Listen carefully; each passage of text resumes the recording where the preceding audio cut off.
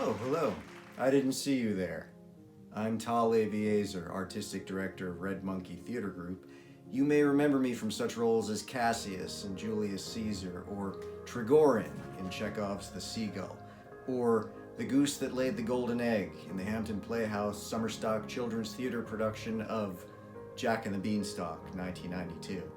But one of my favorite roles that I've had the honor and pleasure of doing over the past 6 years is Sherlock Holmes.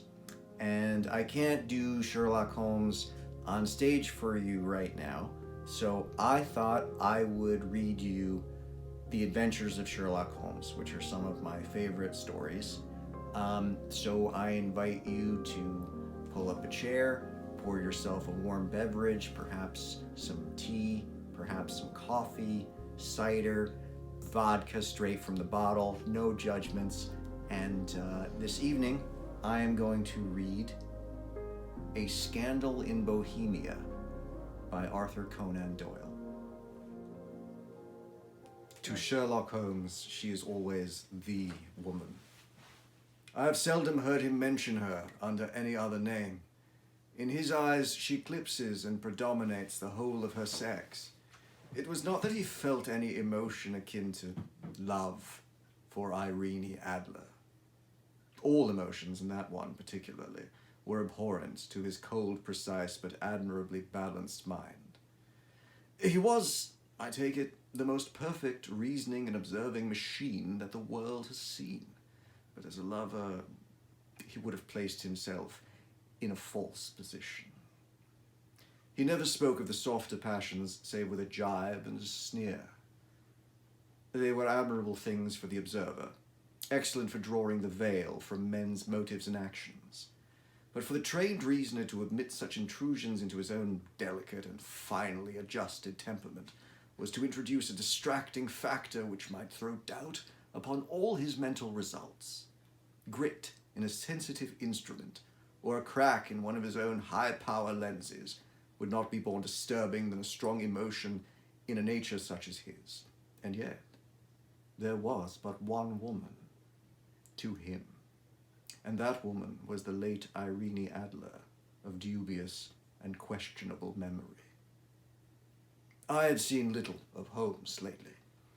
My marriage had drifted us away from each other, my own complete happiness, and the home-centered interests which rise up around the man who first finds himself master of his own establishment were sufficient to absorb all my attention, while Holmes, who loathed every form of society with his whole bohemian soul, remained in our lodgings in Baker Street, buried among his old books, and alternating from week to week between cocaine and ambition, the drowsiness of the drug and the fierce energy of his own keen nature. He was still, as ever, deeply attracted by the study of crime, and occupied his immense faculties and extraordinary powers of observation in following out those clues and clearing up those mysteries which had been abandoned as hopeless by the official police. From time to time I heard some vague account of his doings, of his summons to Odessa in the case of the Trepov murder, of his clearing up of the singular tragedy of the Atkinson brothers at Trincomalee, and finally, of the mission which he had accomplished so delicately and successfully for the reigning family of Holland. Beyond these signs of his activity, however, which I merely shared with all the readers of the daily press, I knew little of my former friend and companion. One night, it was on the 20th of March, 1888, I was returning from a journey to a patient, for I had now returned to civil practice, when my way led me through Baker Street. As I passed the well-remembered door, which must always be associated in my mind with my wooing and with the dark incidents of the study in scarlet, I was seized with a keen desire to see Holmes again, and to know how he was employing his extraordinary powers. His rooms were brilliantly lit, and even as I looked up, I saw his tall, spare figure pass twice in a dark silhouette against the blind. He was pacing the room swiftly, eagerly, with his head sunk upon his chest, and his hands clasped behind him. To me, who knew his every mood and habit, his attitude and manner told their own story. He was at work again. He had arisen out of his drug-created dreams and was hot upon the scent of some new problem. I rang the bell and was shown up to the chamber which had formerly been in part my own. His manner was not effusive. It seldom was, but he was glad, I think, to see me. With hardly a word spoken, but with a kindly eye, he waved me to an armchair, threw across his case of cigars, and indicated a spirit case and a gasogene in the corner. And then he stood before the fire and looked me over in his singular introspective fashion. "Wedlock suits you," he remarked. "I think, Watson, that you've put on 7.5 pounds since I last saw you." 7, I answered. "Indeed? I should have thought just a little more. Just a trifle more, I fancy, Watson. And in practice again, I observe, you did not tell me.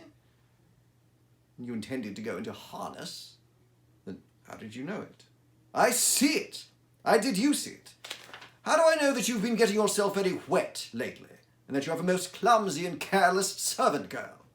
"My dear Holmes," said I, "this is too much. You would certainly have been burned had you lived a few centuries ago. It is true that I had a country walk on Thursday and came home in a dreadful mess, but as I have changed my clothes, I can't imagine how you deduce it. As to Mary Jane, she is incorrigible, and my wife has given her notice. There again, I fail to see how you could work it out." He chuckled to himself and rubbed his long, nervous hands together. "It is simplicity itself," said he. "My eyes tell me that on the inside of your left shoe, just where the firelight strikes it, the leather is scored with 6 almost parallel cuts. Obviously they've been caused by someone who has very carelessly scraped round the edges of the sole in order to remove crusted mud from it. Hence you see my double deduction that you'd been out in vile weather, and that you had a particularly malignant boot-slitting specimen of the London slavey.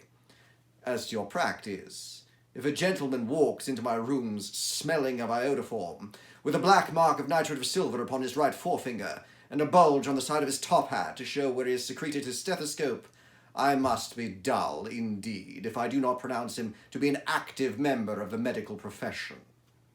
I could not help laughing at the ease with which he explained his process of deduction. "When I hear you give your reasons," I remarked, "the thing always appears to me to be so ridiculously simple that I could easily do it myself, though at each successive instance of your reasoning I am baffled until you explain your process. And yet I believe that my eyes are as good as yours." "Quite so," he answered, lighting a cigarette and throwing himself down in an armchair. "You see, but you do not observe. The distinction is clear. For example, you have frequently seen the steps which lead up to the hall to this room. Frequently. How often? Well, some hundreds of times. Then how many are there?" "How many? I don't know." "Quite so. You have not observed, and yet you have seen. That is just my point. Now, I know that there are 17 steps because I have both seen and observed. By the way, since you are interested in these little problems, and since you are good enough to chronicle one or two of my trifling experiences, you may be interested in this." He threw over a sheet of thick, pink-tinted notepaper which had been lying upon the table. "It came by the last post," said he. "Read it aloud." The note was undated, and without either signature or address. "There will call upon you tonight at 7:45, it said, "a gentleman who desires to consult you upon a matter of the very deepest moment. Your recent services to one of the royal houses of Europe have shown that you are one who may be safely trusted with matters which are of an importance which can hardly be exaggerated. This account of you we have from all quarters received. Be in your chamber, then, at that hour, and do not take it amiss if your visitor wear a mask." "This is indeed a mystery," I remarked. "What do you imagine that it means?" "I have no data yet. It is a capital mistake to theorize before one has data. Insensibly one begins to twist facts to suit theories instead of theories to suit facts. But the note itself, what do you deduce from it?" I carefully examined the writing and the paper upon which it was written. "The man who wrote it was presumably well-to-do," I remarked, endeavoring to imitate my companion's processes. "Such paper could not be bought under £0.50 a packet. It is particularly strong and stiff." "Peculiar, that is the very word," said Holmes. It is not an English paper at all. Hold it up to the light. I did so, and I saw that a large E with a small g, a P, and a large G with a small T woven into the texture of the paper. What do you make of that? Asked Holmes. The name of the maker, no doubt, or his monogram, rather. Not at all. The G with a small T stands for Gesellschaft, which is German for company. It is customary contraction like our co. P, of course, stands for papier. Now for the E.G., let us glance at our Continental Gazetteer. He took down a heavy brown volume from his shelves. Iglo, here we are, Egria. It is in a German-speaking country, in Bohemia, not far from Carlsbad. Remarkable as being the scene of death of Wallenstein, and for its numerous glass factories and paper mills. Ha ha, my boy, what do you make of that? His eyes sparkled, and he sent up a great blue triumphant cloud from his cigarette. The paper was made in Bohemia, I said. Precisely! And the man who wrote the note is German. Do you note the particular construction of the sentence, this account of you we have from all quarters received? A Frenchman or a Russian could not have written that. It is the German who is so uncourteous to his verbs. It only remains, therefore, to discover what is wanted by this German who writes upon Bohemian paper and prefers wearing a mask to showing his face. And here he comes, if I am not mistaken, to resolve all our doubts. As he spoke, there was the sharp sound of horses' hoofs and grating wheels against the curb, followed by a sharp pull at the bell. Holmes whistled. A pair, by the sound, said he. Yes, he continued, glancing out of the window. A nice little brougham and a pair of beauties. 150 guineas apiece. There's money in this case, Watson, if there is nothing else. I think that I had better go, Holmes. Not a bit, Doctor. Stay where you are. I am lost without my Boswell. And this promises to be interesting. It would be a pity to miss it. But your client, never mind him. I may want your help, and so may he. Here he comes. Sit down in that armchair, Doctor, and give us your best attention. A slow and heavy step, which had been heard upon the stairs and in the passage, paused immediately outside the door. Then there was a loud and authoritative tap. Come in, said Holmes. A man entered who could hardly have been less than 6 feet 6 inches in height, with the limbs of chest of Hercules. His dress was rich, with a richness which would in England be looked upon as akin to bad taste. Heavy bands of astrakhan were lashed across the sleeves and front of his double-breasted coat, while the deep blue cloak which was thrown over his shoulders was lined with flame-coloured silk and secured at the neck with a brooch which consisted of a single flaming beryl. Boots, which extended halfway up his calves and which were trimmed at the top with rich brown fur, completed the impression of a barbaric opulence which was suggested by his whole appearance. He carried a broad-brimmed hat in his hand, while he wore across the upper part of his face, extending down past his cheekbones, a black visored mask, which he had apparently adjusted at that very moment, for his hand was still raised to it as he entered. From the lower part of his face, he appeared to be a man of strong character, with a thick, hanging lip and a long, straight chin, suggestive of resolution pushed to the length of obstinacy. You had my note? He asked, with a deep, harsh voice and a strongly marked German accent. I told you that I would call. He looked from one to the other of us, as if uncertain which to address. Pray take a seat, said Holmes. This is my friend and colleague, Dr. Watson, who is occasionally good enough to help me in my cases. Whom have I the honour to address? You may address me as the Count von Kram, a Bohemian nobleman. I understand that this gentleman, your friend, is a man of honour and discretion, whom I may trust with a matter of the most extreme importance. If not, I should much prefer to communicate with you alone. I rose to go, but Holmes caught me by the wrist and pushed me back into my chair. It is both or none, said he. You may say before this gentleman anything which you may say to me. The Count shrugged his broad shoulders. Then I must begin, said he, by binding you both to absolute secrecy for 2 years. At the end of that time, the matter will be of no importance. At present, it is not too much to say that it is a matter of such weight that it may have an influence upon European history. I promise, said Holmes. And I. You will excuse this mask, continued our strange visitor. The august person who employs me wishes his agent to be unknown to you, and I may confess at once that the title by which I have just called myself is not exactly my own. I was aware of it, said Holmes dryly. The circumstances are of great delicacy, and every precaution has to be taken to quench what might grow to be an immense scandal and seriously compromise one of the reigning families of Europe. To speak plainly, the matter implicates the great house of Ornstein, hereditary kings of Bohemia. I was also aware of that, muttered Holmes, settling himself down in his armchair and closing his eyes. Our visitor glanced with some apparent surprise at the languid, lounging figure of the man who had been no doubt depicted to him as the most incisive reasoner and most energetic agent in Europe. Holmes slowly reopened his eyes and looked impatiently at his gigantic client. "If your Majesty would condescend to state your case," he remarked, "I should be better able to advise you." The man sprang from his chair and paced up and down the room in uncontrollable agitation. Then, with a gesture of desperation, he tore the mask from his face and hurled it upon the ground. "You're right," he cried. "I am the king. Why should I attempt to conceal it?" "Why, indeed?" murmured Holmes. "Your Majesty had not spoken before I was aware that I was addressing Wilhelm Gottsreich Sigmundson von Ornstein, Grand Duke of Kassel-Felstein and hereditary King of Bohemia."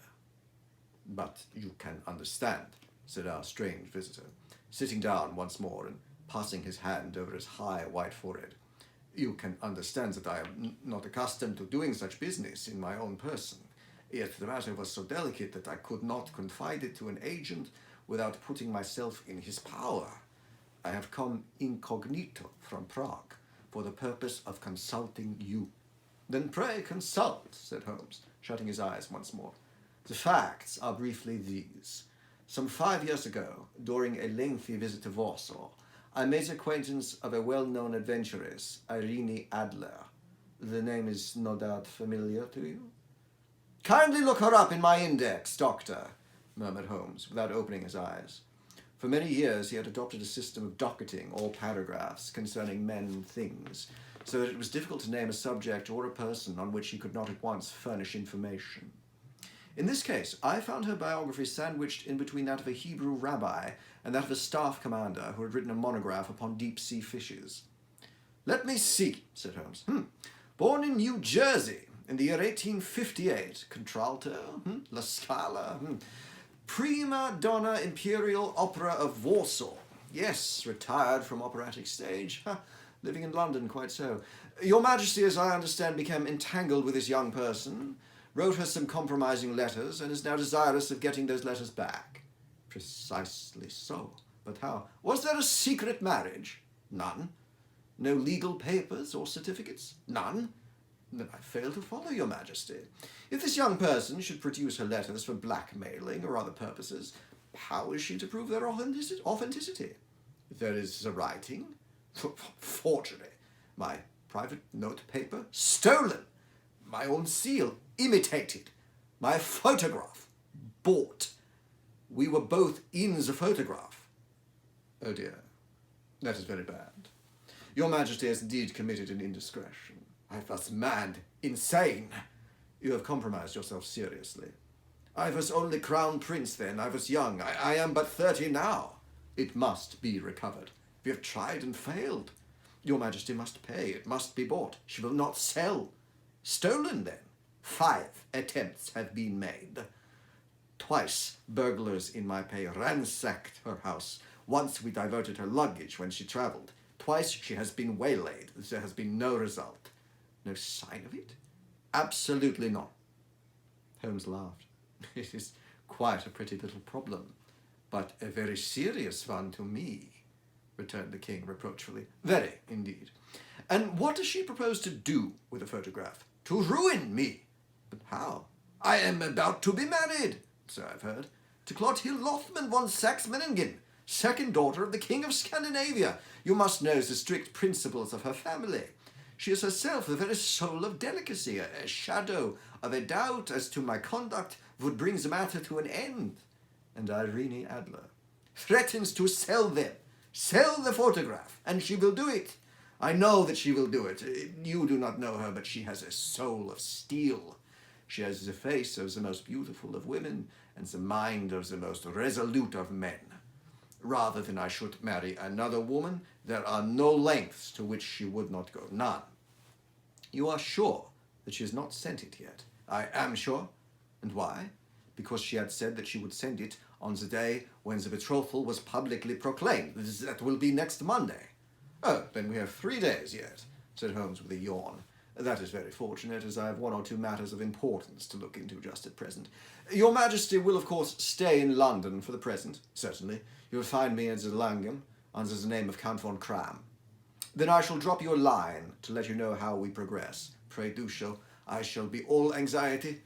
Then as to money, you have carte blanche. Absolutely. I tell you that I would give one of the provinces of my kingdom to have that photograph, and for present expenses. The king took a heavy chamois leather bag from under his cloak and laid it on the table. There are £300 in gold and 700 in notes, he said. Holmes scribbled a receipt upon a sheet of his notebook and handed it to him. And mademoiselle's address, he asked. Is Bryony Lodge, Serpentine Avenue, St. John's Wood. Holmes took a note of it. One other question. Was the photograph a cabinet? It was. Then good night, Your Majesty, and I trust that we shall soon have some good news for you. And good night, Watson, he added, as the wheels of the Royal Brougham rolled down the street. If you'll be good enough to call it tomorrow afternoon at 3 o'clock, I should like to chat this little matter over with you.